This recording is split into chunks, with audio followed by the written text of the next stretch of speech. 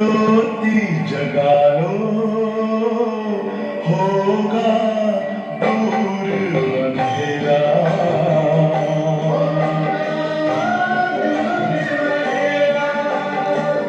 शिव का कर लो ध्यान, आ रहा पावन पुण्य सवेरा।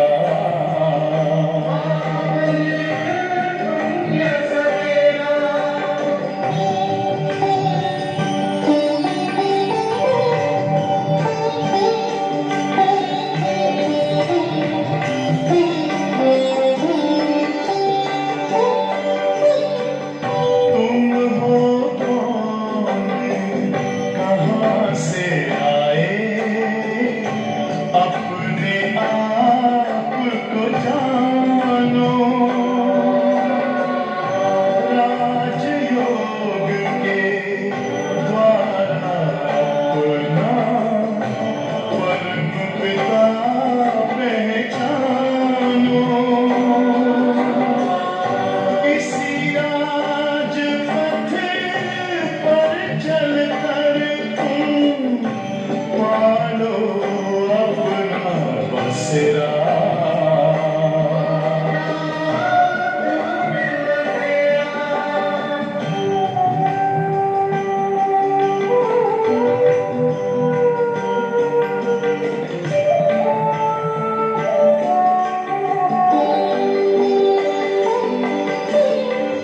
तुम हो आत्मा तन से प्यारे, परमात्मा को प्यारे। दिव्य गुणों को धारण करके योगी बनो दुलारे। ज्योति बिंदु ही तोड़ेगा ये माया मोह का घेरा।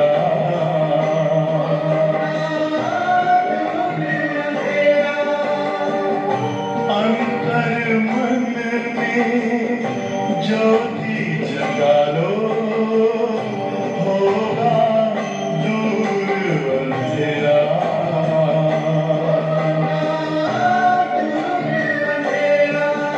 ओम शांति, ओम शांति, ओम शांति।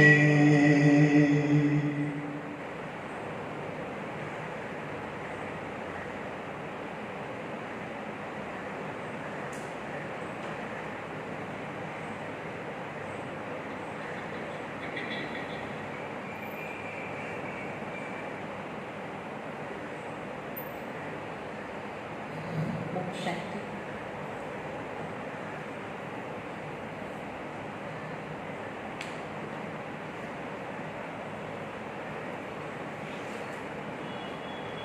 आज 13 तारीख की साकार मुरली है। बाबा ने कहा, मीठे बच्चे, अमृत वेले अपने दूसरे सब संकल्पों को लॉकअप कर। मीठे बच्चे, अमृत वेले अपने सभी संकल्पों को लॉकअप कर, अर्थात बंद कर। एक बाप को प्यार से याद करो। बाप से मीठी मीठी रूरी हान करो। अमृत वेले बाप से मीठी मीठी रूरी हान करो। आज का प्रश्न है, तुम बच्चों की हर बात में अर्थ है। तुम बच्चों की हर बात में अर्थ है।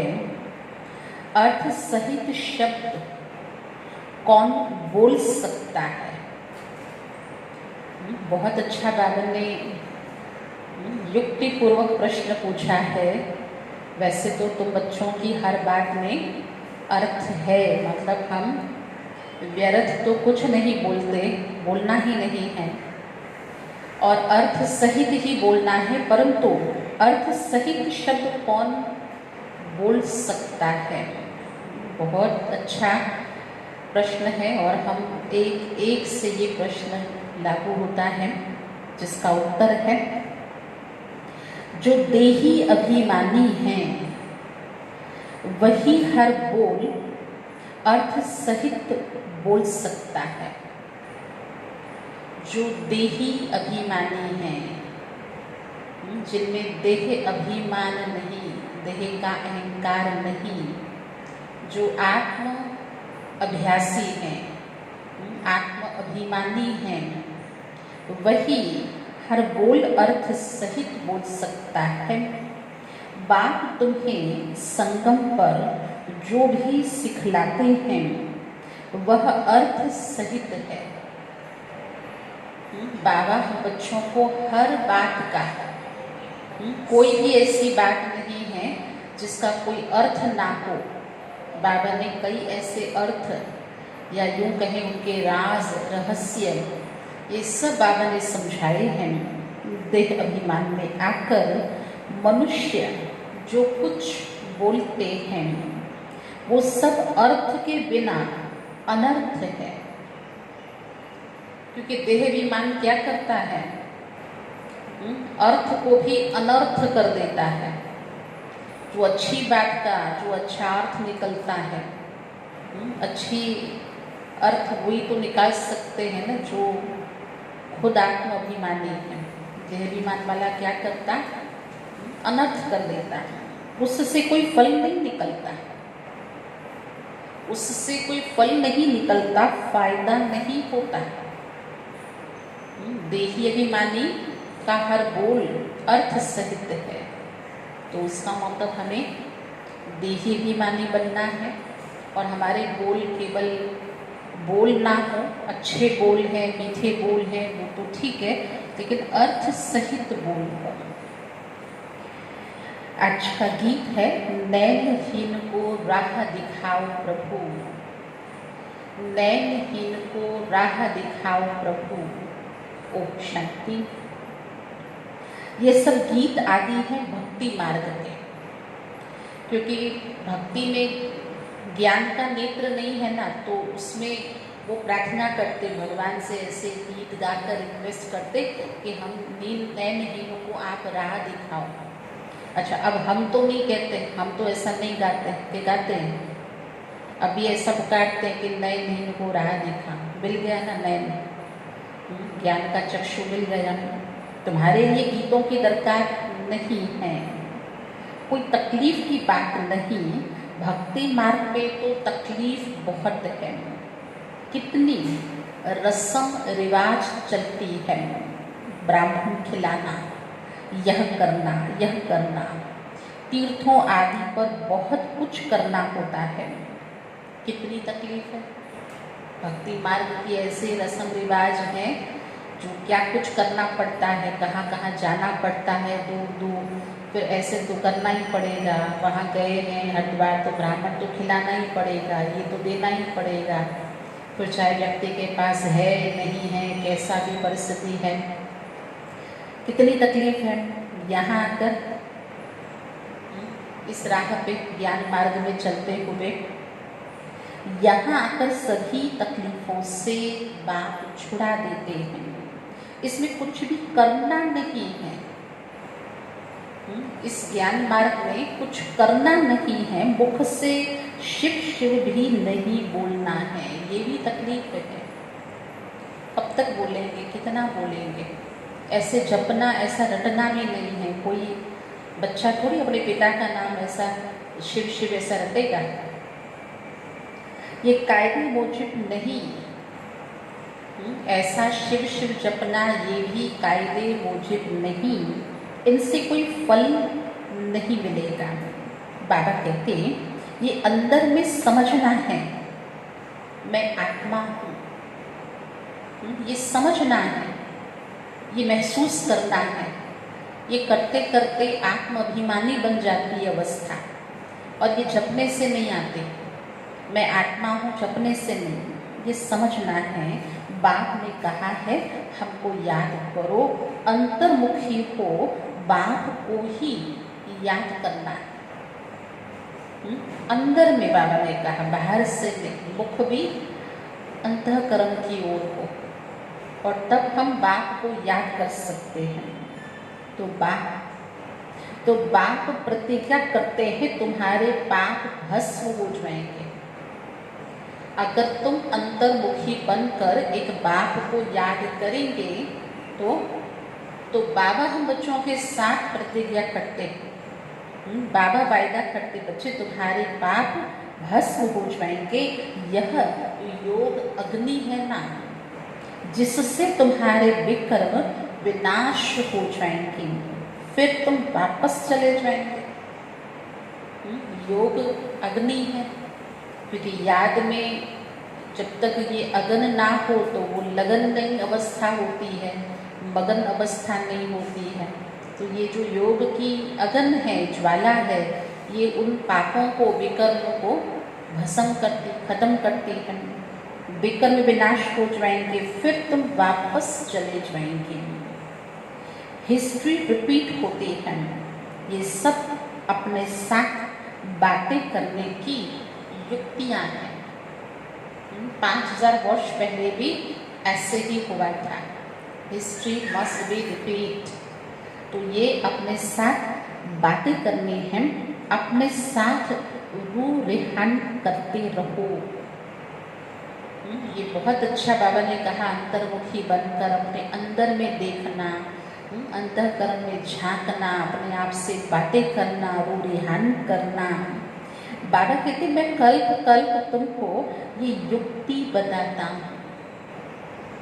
यह भी जानते हैं धीरे धीरे ये झाड़ वृद्धि को पाएगा। कोई भी चीज़ पहले थोड़ी होती है, फिर उसकी वृद्धि होती है ना, बढ़ता तो धीरे धीरे ना कुछ भी। तो भाई पहले बहुत थोड़े से बाबा के बच्चे थे, कितने थे सिंध पाकिस्तान और मंडली में, पूरे 500 भी नहीं थे। और आज बढ़ते बढ़ते ये ब्राह्मणों का हमारा वृक्ष झाड़ कितना बड़ा हो गया, लाखों में हो गए। तो ये वृद्धि को पाता रहेगा। माया का तूफान भी इस समय है, जबकि मैं आकर तुम बच्चों को माया के बंधन से छुड़ाता हूँ।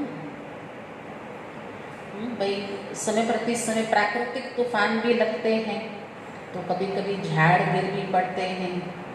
बहुत ज़्यादा बारिश आती है तो उस बाढ़ में बह जाते हैं। अच्छा, बिल्कुल अकाल पड़ जाता है तो मुरझा जाते, सड़ जाते हैं। तो जैसे उन प्राकृतिक वृक्ष को, पौधे को भी नुकसान होता है, ऐसे यहाँ पर भी इस ब्राह्मणों के जो झाड़ हैं, हमारे जो ये पौधे हैं, नन्हे मुन्ने से, कोई छोटे हैं, कोई बड़े हैं, कोई पुराने हैं, कोई नए हैं, तो माया के तूफान लगते हैं। परंतु बाबा हम बच्चों को बंधनों से, माया के बंधनों से छुड़ाते हैं। सत्युग में कोई भी बंधन होता नहीं। यह पुरुषोत्तम युग भी अभी तुमको अर्थ सहित बुद्धि में है। यहाँ तो हर बात अर्थ सहित ही है। चाहे चित्र देखो तो भी अर्थ सहित है। कोई पूछे तो बता सकते हैं इस चित्र का ये अर्थ है। अच्छा, उसमें लिखावट भी होती है, हर चीज़ का अर्थ है। कोई पूछते हैं लाल लाइट क्यों करते हो, भाई इसका भी अर्थ है ना। तो बाबा के हर बात में अर्थ है। देह अभिमानी जो बात करेंगे सो है अनर्थ। देही अभिमानी जो बात करेंगे वह अर्थ सहित, उनसे फल निकलेगा ना। अर्थ सहित बात होगी तो कुछ उसका रिजल्ट निकलेगा ना। अब भक्ति मार्ग में कितनी डिफिकल्टी होती है, समझते हैं। तीर्थ यात्रा करना, यह करना, ये सब भगवान के पास पहुंचने के रास्ते हैं। ऐसा भी भक्त समझते हैं। दुनिया में हर सामान्य व्यक्ति यही समझता है, किसी भी संत महात्मा के पास जाएंगे, प्रवचन कथा सत्संग सुनेंगे, कोई पूजा पाठ करेंगे, कोई तीर्थ यात्रा करेंगे, कोई दान पुण्य करेंगे, कोई व्रत नियम करेंगे, कोई यज्ञ हवन करेंगे, कोई जप तप करेंगे। कहते ये सब अलग अलग रास्ते, इधर से उधर से किधर से भी जाओ भगवान तक पहुँचेंगे। परंतु बच्चों ने अब समझा ये सारे रास्ते भगवान तक नहीं पहुंचते। गीता में भगवान ने कहा मैं इनसे प्राप्त नहीं होता हूँ। परंतु बच्चों ने अब समझा है वापस कोई एक भी जा नहीं सकता। पहले नंबर में जो विश्व के मालिक लक्ष्मी नारायण थे उनके ही 84 जन्म बता देते हैं, तो फिर और कोई छूट कैसे सकता है? जो पूरे ही सृष्टि चक्र के अगर सतयुग के हीरो हीरोइन महाराजा महारानी श्री लक्ष्मी श्री नारायण उनके भी पूरे 84 जन्म बताए जाते हैं, तो भला दूसरा कोई इस जन्म वर्ण के इस 84 के चक्र से छूट कैसे सकता है? तो सभी चक्र में आते हैं तो कृष्ण के लिए कैसे कहेंगे कि वह सदैव कायम है ही, क्योंकि उनका भी तो पुनर्जन्म होता है ना। तो फिर कैसे कहें कि कृष्ण सदैव कायम है ही? हाँ, कृष्ण का नाम रूप तो चला गया, बाकी आत्मा तो है ही। हर आत्मा अविनाशी है और हर आत्मा के पुनर्जन्म के मुताबिक उसका नाम उसका रूप मतलब शरीर बदल जाता है। बस ये है कि कृष्ण का नाम प्रसिद्ध है जो अब तक चला आ रहा है। आत्मा है परंतु इस जन्म में कृष्ण का नाम कृष्ण तो नहीं होगा, उस आत्मा का शरीर नाम रूप बदल गया। तो ये सभी बातें बच्चों को बाप ने आकर समझाई हैं। यह है पढ़ाई, ये है पढ़ाई। स्टूडेंट लाइफ में ध्यान देना चाहिए।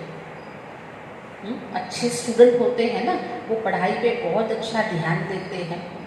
रोजाना टाइम मुकर्रर कर दो अपना चार्ट लिखने का। व्यापारी लोगों को बहुत बंधन रहता है, नौकरी करने वालों पर भी बंधन नहीं रहता, क्योंकि नौकरी के तो फिक्स आवर्स होते हैं, इतना घंटा ड्यूटी करना है। और बिजनेस के अंदर तो कोई आवर्स नहीं है, क्योंकि खुद का है तो करते ही रहना है, बस करते ही रहना है, तो बंधन है। वो तो अपना काम पूरा किया खलास नौकरी वालों का। व्यापारियों के पास तो कभी भी ग्राहक आ जाए तो सप्लाई भी करना पड़े, फिर बुद्धि योग वहाँ चला जाता है। आजकल तो नौकरी वाले क्या बिजनेस वाले क्या, है ना, सभी की बुद्धि फ्री है, तो पूरी तरह से अपने बुद्धि का समय का सदुपयोग कर सकते हैं। तो कोशिश कर समय निकालना चाहिए। जब व्यस्त होते हैं तभी बाबा ने ये श्रीमत दी हुई है कि कोशिश करके समय निकालना चाहिए। और आजकल तो भाई समय ही समय है। अमृत वेले का समय सबसे अच्छा है। उस समय बाहर के विचारों को लॉकअप कर देना चाहिए। और अभी तो समझ में आता है ना किसको कहते लॉक करना, है ना, कैसे बंद करना, कैसे सब बंद हो गया संसार के अंदर। तो ऐसे हमें भी हमारे व्यर्थ विचारों को, जो दिन भर में कारोबार की वजह से हमारे पास कारण है, भाई ये काम है ये काम है, तो विचार चलते हैं, लेकिन अमृत वेले बाबा कहते विचारों के को लॉकअप कर देना चाहिए। कोई भी ख्याल ना आए, बाप की ही याद रखे, बाप की महिमा में लिख देना चाहिए। बाबा ज्ञान का सागर है, पतित पावन है। बाबा हमको विश्व का मालिक बनाते हैं, उनकी श्रीमत पर चलना है। सबसे अच्छी मत मिलती है मन मना भव। सबसे अच्छी मत मिलती है बाबा की हम बच्चों को, मन मना भव। दूसरा कोई बोल ना सके। कल्प कल्प यह मत मिलती है तमो प्रधान से सतो प्रधान बनने की मत। बाप सिर्फ कहते हैं मामेकम याद करो। बाबा सिर्फ कहते हैं बच्चों को माम एकम, मुझ एक को याद करो। इसको कहा जाता वशीकरण मंत्र। अर्थ सहित याद करने से ही खुशी होगी। याद भी अर्थ सहित हो, याद भी जिसको बाबा हमेशा कहते बच्चे यथार्थ याद हो। है ना। याद करने के लिए हमारे पास उस प्राप्ति की वजह है, कारण है, तो बहुत खुशी से याद करेंगे। बाबा कहते अव्यभिचारी याद होनी चाहिए। हमारी याद के ये प्रकार हैं। याद कैसी हो? अर्थ सहित, व्यर्थ ना हो, फालतू ना हो, है ना। ऐसे समय की बर्बादी ना हो जाए, यथार्थ हो, अयथार्थ ना हो, जिसको कहते पर्पस, है ना। कोई लक्ष्य को लेकर बैठ करके याद करें, खुशी से याद करें, रुचि से याद करें। अव्यभिचारी याद, जिस याद में सिर्फ एक की याद हो, व्यभिचार ना हो। जैसे भक्ति में एक शिव की पूजा अव्यभिचारी है, फिर व्यभिचारी होने से अनेकों की भक्ति करते हैं। पहले थी अद्वैत भक्ति, भक्ति में भी द्वैत भाव नहीं था। पहले थी भक्ति अद्वैत भक्ति, एक की भक्ति करते थे ना, तो द्वैत नहीं था।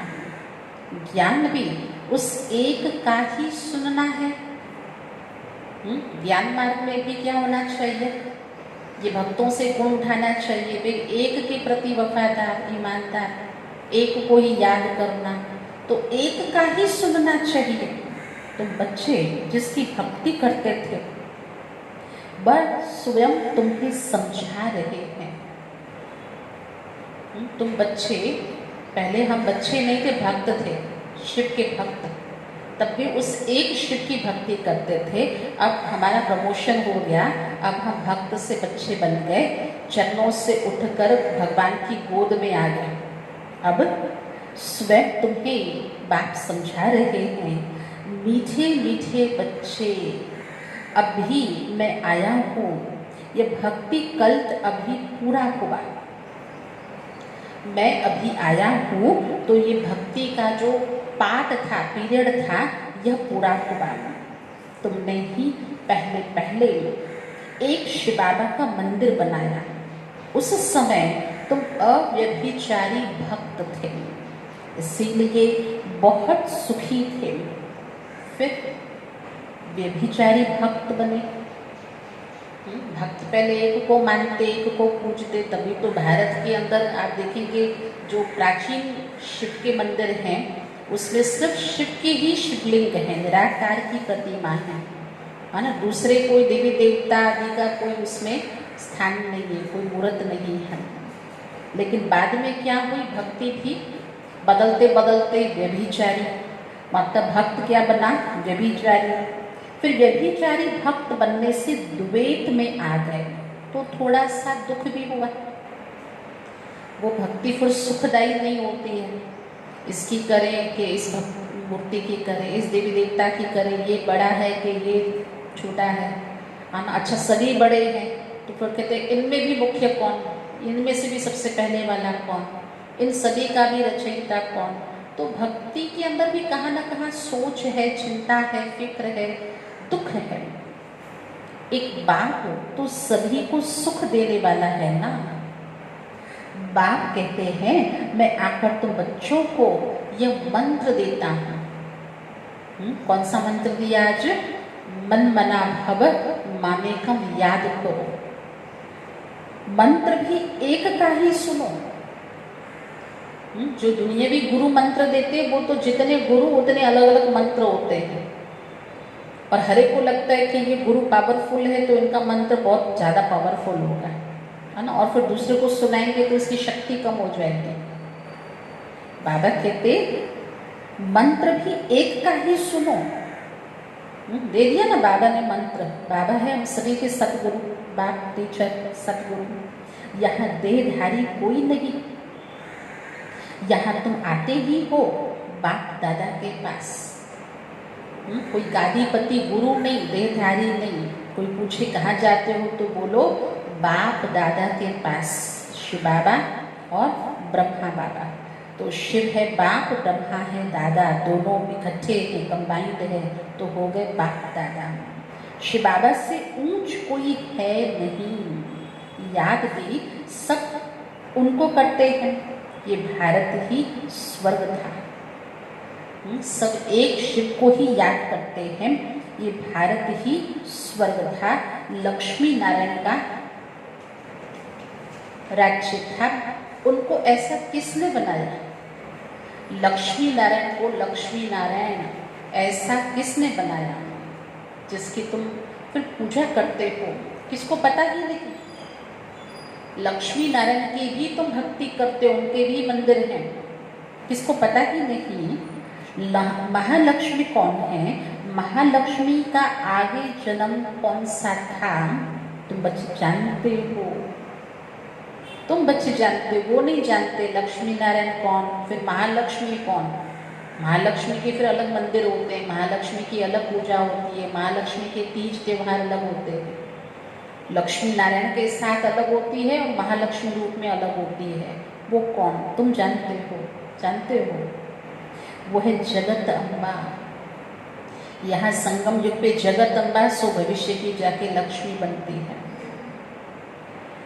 तुम सभी माताएं हो, वंदे मातरम। हम सभी ने मदर्स डे मनाया, बाबा भी माताओं की महिमा करते, उनकी वंदना करते।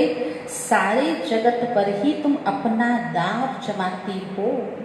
भारत माता कोई एक का नाम नहीं, भारत की माताएं, वो शिव की शक्तियां, वो शिव से निकली प्रकट हुई, जिनका बुद्धि योग से शिव के साथ है। वो पवित्र ज्ञान की वो गंगाएं जो घर घर में बहती हैं और हर आत्मा को पतित से पावन बनाती हैं, इस संपूर्ण भारत को स्वर्ग बनाती हैं। इसलिए कहा ऐसी माताओं की भगवान वंदना करते। तो वो कोई एक माता नहीं, तुम सब शिव से शक्ति लेते हो। योग बल से शक्ति लेने में माया फिर इंटरफेयर करती है। युद्ध में कोई अंगुली लगाते हैं तो बहादुर होकर लड़ना चाहिए। युद्ध के भी नियम होते हैं। अगर कोई शत्रु किसी शत्रु को एक उंगली मात्र भी लगा दे तो भी सामने वाला बहादुर होकर के उसका सामना करता, लड़ाई करता है। ऐसा नहीं कोई ने अंगुली लगाई और तुम फंस पड़ो। ये है माया की युद्ध। ये भी समझना है, यहाँ पर भी यह है माया की युद्ध। बाकी कोई कौरव और पांडवों की युद्ध है नहीं। वैसी स्थूल जो हिंसक लड़ाई है वो युद्ध है नहीं। उनकी तो आपस में युद्ध है। मनुष्य जब लड़ते हैं तो 1-2 गज जमीन के लिए भी गला काट देते हैं। मनुष्य लड़ाई करते तो कितनी कितनी बार उसकी वजह क्या होती है? 1-2 गज, आजकल तो यूं कहें 1 इंच पर भी लड़ाई हो जाती है। हम थोड़ी सी पृथ्वी जमीन को लेकर के और 1-2 का गला काटने में, खून करने में देरी नहीं करते। बाबा कर समझाते हैं ये सब ड्रामा बना हुआ है। राम राज्य, रावण राज्य। अभी तुम बच्चों को ये ज्ञान है कि हम राम राज्य में जाएंगे, वहाँ अथाह सुख है, नाम है सुख नाम, वहाँ दुख का नाम निशान नहीं होता। अब जबकि बात आए हैं ऐसी राजाई देने, तो बच्चों को कितना पुरुषार्थ करना चाहिए। जबकि बात आए हैं ऐसी राजाई देने जहाँ दुख का नाम निशान भी नहीं, तो कितना पुरुषार्थ करना चाहिए। घड़ी घड़ी कहता हूँ बच्चे थको मत, शिव बाबा को याद करते रहो। वो भी बिंदी है और हम आत्मा भी बिंदी हैं। यह पाठ बचाने आए हैं। अब पाठ पूरा हुआ। अब बाबा कहते हैं मुझे याद करो तो विकर्म विनाश होंगे। विकर्म अर्थात आत्मा पर चढ़ते हैं, शरीर तो यहाँ खत्म हो जाएगा। जो विकर्मों का बोझ है, जो मैल है, पाप है, वो आत्मा के ऊपर बोझ के रूप में चढ़ता है। इसीलिए बाबा ने कहा कि वो याद से विकर्म दग्ध होगा, बाकी शरीर तो यहाँ ही खत्म हो जाएंगे। कई मनुष्य कोई पाप कर्म करते हैं तो अपने शरीर को ही खत्म कर देते हैं। परंतु इससे कोई पाप उतरता नहीं है। ऐसे दुनिया में बहुत किस्से हुए हैं, पढ़े होंगे, सुने होंगे। अगर कोई व्यक्ति से कोई बहुत बड़ा पाप हो जाता, गुनाह हो जाता, तो व्यक्ति किसी भी कारण से, पश्चाताप के वश, डर की वजह से वो खुद भी अपने आप को खत्म कर देते हैं। पर वो तो शरीर को खत्म किया, तो उससे कोई पाप उसका खत्म नहीं होता, उस आत्मा का पाप उतरता नहीं है। पाप आत्मा कहा जाता। साधु संत आदि तो कह देते आत्मा निर्लेप है, आत्मा सो परमात्मा है। अब कितनी मतें हो गई। कभी तो कहते साधु संत कि आत्मा के ऊपर कोई लेप छेप नहीं चढ़ता, कभी तो कहते आत्मा ही परमात्मा है। तो कितनी मतें हैं, अनेक मतें। अब तुमको एक श्रीमत मिलती है, बाप ने तुम्हें ज्ञान का तीसरा नेत्र दिया है। आत्मा ही सब कुछ जानती है। आगे ईश्वर के बारे में कुछ नहीं जानते थे। सृष्टि चक्र कैसे फुटता है, आत्मा कितनी छोटी है, पहले पहले आत्मा का रियलाइजेशन कराते हैं। केवल आत्मा के बारे में वर्णन नहीं, आत्मा कितनी छोटी है, आत्मा अविनाशी है, आत्मा ही चैतन्य है, आत्मा सब कुछ करती है, लेकिन आत्मा का रियलाइजेशन कराते हैं। आत्मा बहुत सूक्ष्म है, उनका साक्षात्कार होता, वो सब है भक्ति मार्ग की बातें। कोई कहते हमें आत्मा का साक्षात्कार कराओ, तो बाबा कहते वो है भक्ति मार्ग की बातें, ज्ञान की बातें तो बाप ही समझाते हैं। वो भी प्रकृति के बीच में आकर बैठते हैं, इनके बाजू में शिव बाबा भी ब्रह्मा की प्रकृति में आकर बैठते हैं, ठीक इनके बाजू में। ये भी झट समझ लेते हैं। ये सब हैं नई बातें जो बाप ही बैठकर बताते हैं। ये पक्का याद कर लो, ये पक्का याद कर लो, भूलो नहीं। बाप को जितना याद करेंगे उतना विकर्म विनाश होंगे। विकर्म विनाश होने पर ही आधार है तुम्हारे भविष्य का। कितने विकर्म विनाश कर सकते हो, इस पर बहुत कुछ आधार है भविष्य पद का। तो बाबा कहते तुम्हारे भविष्य का आधार है। तुम बच्चों के साथ साथ भारत खंड भी सबसे सौभाग्यशाली है। इन जैसा सौभाग्यशाली दूसरा कोई खंड है नहीं। यह बात आते हैं, भारत ही हेवन था, जिसको गार्डन ऑफ अल्लाह कहते हैं। स्वर्ग को बगीचा कहते, दैवी बगीचा, दैवी फूल के समान जहाँ आत्माएं हैं, वो है गार्डन ऑफ अल्लाह। तुम जानते हो बाप फिर से भारत को फूलों का बगीचा बना रहे हैं। हम पढ़ते ही हैं, वहाँ जाने के लिए साक्षात्कार भी करते हैं, ये भी जानते हैं कि यह वही महाभारत लड़ाई है। फिर ऐसी लड़ाई कभी लगती नहीं। तो बच्चों के लिए नई दुनिया भी जरूर चाहिए। नई दुनिया थी ना, कल कहा ना न्यू वर्ल्ड, कितना अच्छा लगता है समझाने में, लोग जल्दी समझ जाते हैं। नई दुनिया थी ना, ये भारत स्वर्ग था। 5000 वर्ष हुए, लाखों वर्ष की तो बात ही नहीं। लाखों वर्ष होते तो मनुष्य अनगिनत हो जाते। ये भी कोई की बुद्धि में नहीं बैठता कि इतना हो कैसे सकता, जबकि इतनी आदमशुमारी है। मनुष्य इतना भी नहीं समझते हैं कि इतना कैसे हो सकता है। कितना जो है तो 5000 वर्ष का, जिसको लाखों वर्ष कह दिया सृष्टि चक्र को, तो इतनी बात भी उनकी बुद्धि में नहीं बैठती, जबकि इतनी आदमशुमारी है नहीं। अब तुम समझते हो, आज से 5000 वर्ष पहले हम विश्व पर राज्य करते थे और खंड नहीं थे, वो होते हैं बाद में। तो बच्चों की बुद्धि में ये सभी बातें हैं। और किसकी बुद्धि में बिल्कुल नहीं है। थोड़ा भी इशारा दो तो समझ जाए बात तो बरोबर है, हमारे पहले जरूर कोई धर्म था। अब तुम समझा सकते हो कि एक आदि सनातन देवी देवता धर्म था, वह प्रहलोप हो गया। कोई अपने को देवता धर्म के कह नहीं सकते, समझते ही नहीं कि हम आदि सनातन देवी देवता धर्म के थे। वह धर्म कहाँ गया? कोई समझते ही नहीं कि हम आदि युग में, शुरुआत में, सतयुग में देवता धर्म के थे और वो धर्म अब कहाँ गया?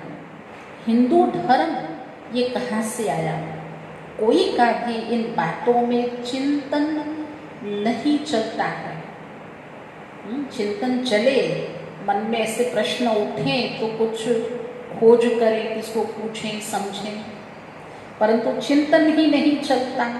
तुम बच्चे समझा सकते हो कि बाप तो है ज्ञान का सागर, ज्ञान की अथॉरिटी, तो जरूर आकर ज्ञान उन्होंने दिया होगा ना। भगवान है ज्ञान का सागर, जिसको कुछ चीज़ की समझ होती है, पता होता है, तो वो दूसरे के साथ शेयर करता है ना, तो जरूर भगवान ने भी ज्ञान दिया होगा ना। तो ज्ञान से होती है सदगति, इसमें प्रेरणा की कोई बात नहीं। बाबा कहते जैसे अब आए हैं वैसे कल्प कल्प में आता हूँ, कल्प बाद भी आकर फिर सब बच्चों से मिलेंगे। पहले भी आए थे, इस कल्प में भी आए हैं और कल्प बाद फिर से ऐसे ही आएंगे। तुम भी ऐसे चक्कर लगाते हो, राज्य लेते हो, फिर कमाते हो। ये बेहद का नाटक है। तुम सभी एक्टर्स हो। आत्मा एक्टर होकर क्रिएटर, डायरेक्टर, मुख्य एक्टर को ना जाने तो वो क्या काम की? आत्मा खुद इस ड्रामा के अंदर एक्टर है, पाठधारी है। दुनिया में कोई छोटा मोटा कलाकार भी अगर अपने उस एपिसोड को जिसको शूट कर रहा है उसको पता ही नहीं हो कि इसका डायरेक्टर कौन, ये कैसे हो सकता है? तो हम आत्मा रूपी एक्टर को भी ये न पता हो कि इसका डायरेक्टर कौन, मुख्य एक्टर को न जाने तो वो क्या काम की? तुम बच्चे जानते हो कैसे आत्मा शरीर धारण करती है, पाठ बजाती है, अब फिर वापस जाना है। इस पुरानी दुनिया का अंत है। कितनी सहज बातें हैं, तुम बच्चे ही जानते हो। बाबा कैसे गुप्त बैठे हैं, गोदरी में करतार देखा। ये जो भक्ति में एक भजन के रूप में गाते सुनते, गोदरी में करतार देखा, तो वो कौन सी गोदरी? मतलब ब्रह्मा का ये रथ, ये वृद्ध शरीर, ये पुराना शरीर, और इस गोदरी में वो करतार, वो निराकार भगवान दिखा। अब देखा कहें या जाना कहें, देखना क्या है? जानना ही देखना है ना। जो जानकारी इस नेत्र से प्राप्त होती वो ही देखना है ना।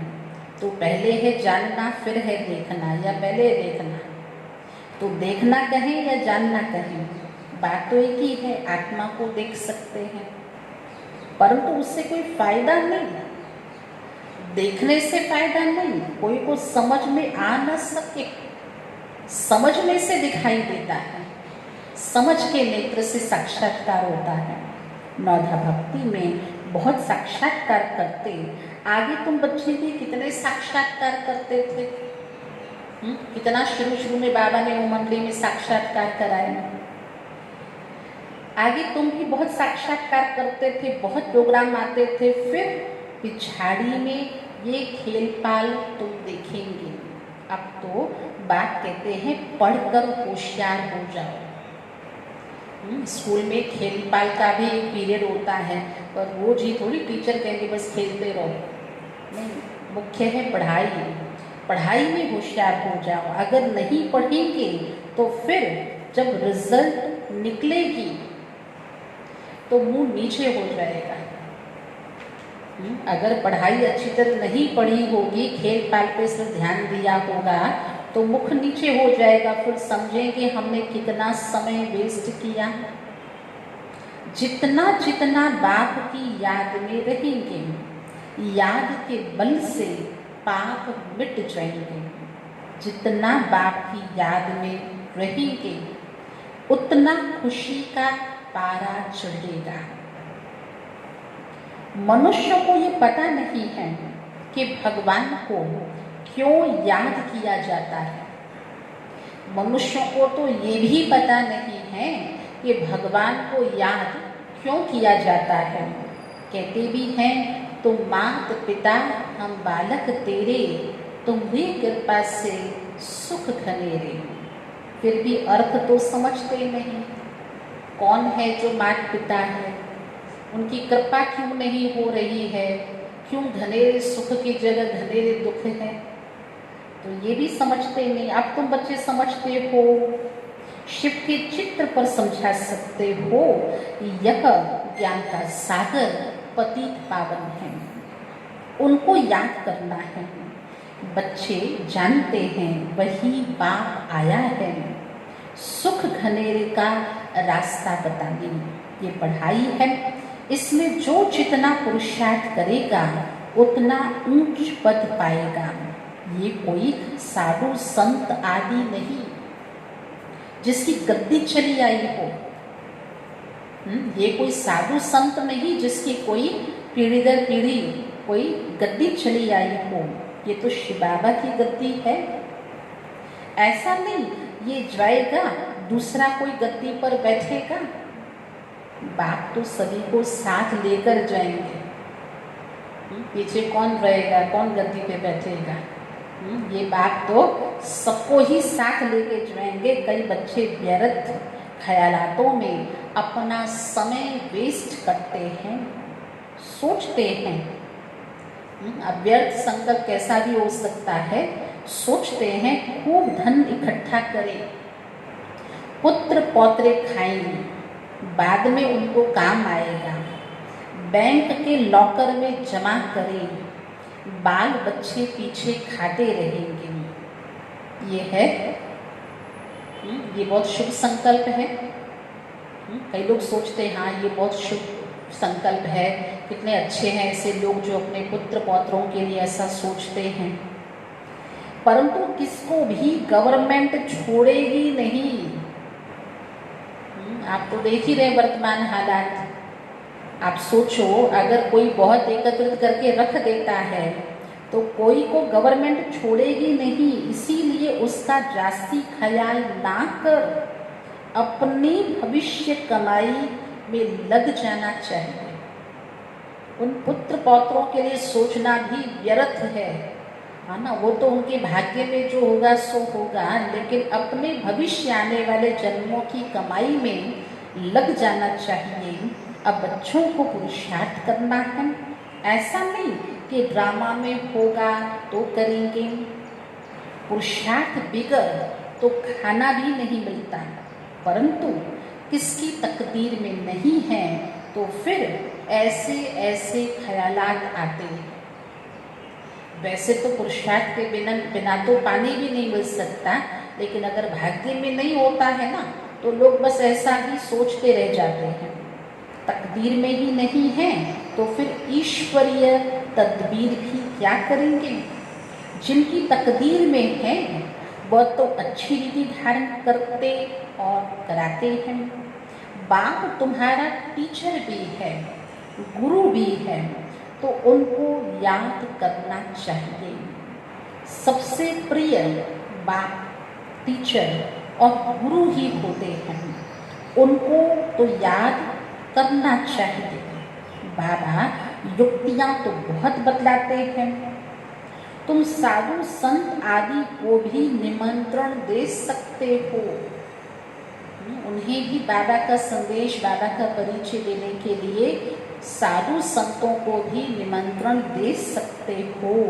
अच्छा, मीठे मीठे सिकिरधे बच्चों प्रति माता पिता बाप दादा का याद प्यार और गुड मॉर्निंग रूहानी बाप की रूहानी बच्चों को नमस्ते।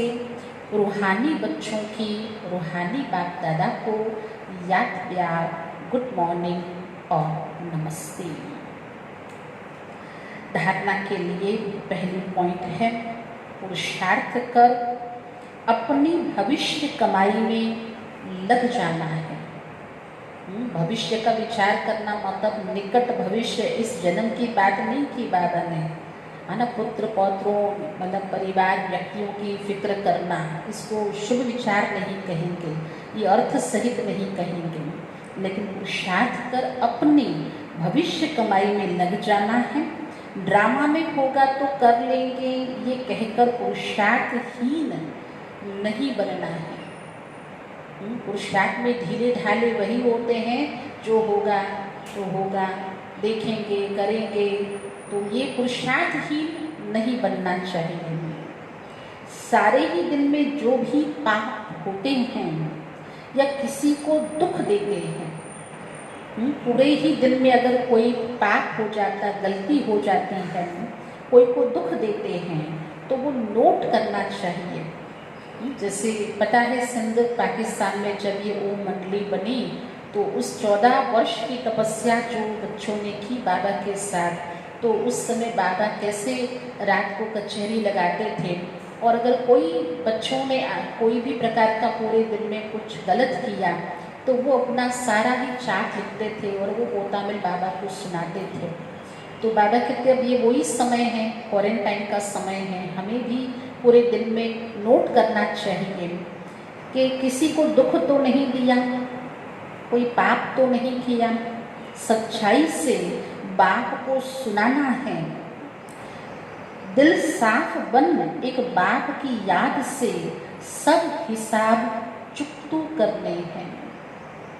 सच्ची दिल हो, साफ दिल हो, तो फिर साहिब राजी होता, मुराद हासिल होती।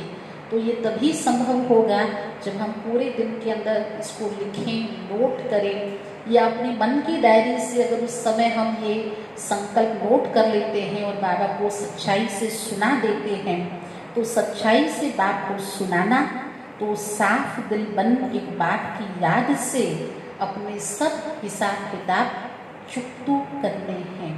जैसे कल का दिन था जगदीश भाई जी का, तो जैसे सभी ने एक भट्ठी का अनुभव किया कि पढ़ना है, सुनना है, क्लास करनी है, चिंतन करना है, तो एक ऐसा जैसे हम भट्ठी में हैं तो कैसा दिन जाता है, तो कोई गलती नहीं होती, कोई भूल नहीं होती, और ऐसे करते करते हम अभूल बन जाएंगे। आज का वरदान है, हर संकल्प व कर्म को श्रेष्ठ और सफल बनाने वाले, हर संकल्प व कर्म को श्रेष्ठ और सफल बनाने वाले ज्ञान स्वरूप समझदार भव। ज्ञान स्वरूप समझदार भव। जो ज्ञान स्वरूप समझदार बनकर कोई भी संकल्प व कर्म करते हैं, वे सफलता मूर्त बनते हैं। जो ज्ञान का स्वरूप बनते हैं, अर्थात समझदार बनते हैं। ऐसा नहीं कि हो जाने के बाद हमारे अंदर उस चीज़ का ज्ञान समझ आती है, ये तो गलत था, ये तो सही नहीं किया, ऐसे तो ऐसे बोलना चाहिए था, ऐसे ऐसे करना चाहिए था। नहीं, ज्ञान स्वरूप बनकर के, समझदार बनकर के ही संकल्प करना, कर्म करना, वह सफलता मूर्त बनते हैं। इसी का यादगार भक्ति मार्ग में कार्य प्रारंभ करते समय स्वस्तिका निकालते हैं। हमारे ज्ञान स्वरूप की यादगार है कि भक्त भी पहले शुभ कार्य करेंगे ना, तो उसके भी पहले शुरुआत में स्वस्तिका निकालते हैं, व गणेश को नमन करते हैं। यह स्वस्तिका स्वस्थिति में स्थित होने और गणेश अर्थात नॉलेजफुल स्थिति का सूचक है। स्वस्तिका अर्थात स्व की स्थिति में, स्व अर्थात में आत्मा, ज्ञान स्वरूप समझदार आत्मा अपनी स्थिति में स्थित होकर के संकल्प करे, कर्म करे। गणेश अर्थात नॉलेजफुल, ये सूचक है। आप बच्चे जब स्वयं नॉलेजफुल बन हर संकल्प पर कर्म करते हो तो सहज ही सफलता अनुभव होती है। सहज सफलता अनुभव होती है। क्यों? वजह क्या है? ज्ञान स्वरूप। जब हम समझदार बन करके हर संकल्प पर हर कर्म करते तो अब समझदार व्यक्ति का संकल्प सफल होगा कि नहीं होगा, कर्म सफल होगा कि नहीं होगा, तो सफलता तो जैसे हुई पड़ी है। आज का स्लोगन है ब्राह्मण जीवन की विशेषता है। जो कल बाबा ने कहा बहुत बड़ी वजह भी खुशी में रहने की, कुछ भी हो जाए, कितनी भी तकलीफ, कोई भी परिस्थिति हो, कोई मार भी दे दे, कुछ भी करे तो भी कल्याण करे, खुशी। ब्राह्मण जीवन की विशेषता है खुशी, इसीलिए खुशी का दान करते चलो। सबसे बड़ा दान, महादान और इस समय का सबसे बहुत ही आवश्यक दान, जिसके लिए बहुत आत्माएं जरूरतमंद हैं, ऐसी आत्माओं को खुशी का दान करते चलो। ओम शांति।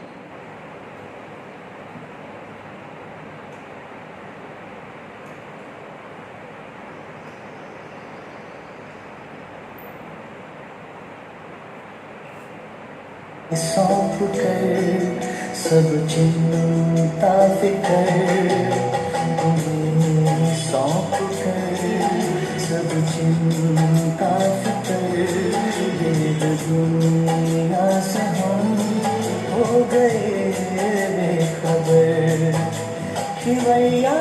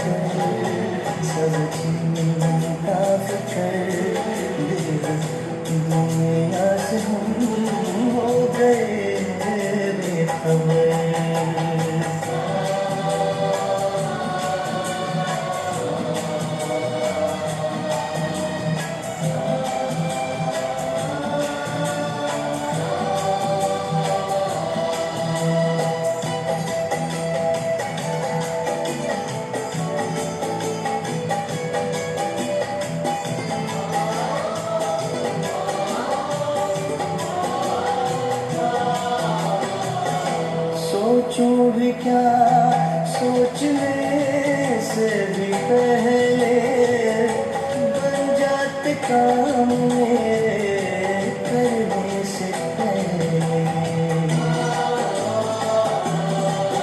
ओ सोचूं भी क्या, सोचने से भी पहले बन जाते काम मेरे करने से पहले, बन जाते काम मेरे करने से पहले। ऐ खुदा दोस्त तारीफ क्या मैं करूं, ऐ खुदा दोस्त तारीफ क्या मैं करूं। ये सब है तेरी खूबियों का असर,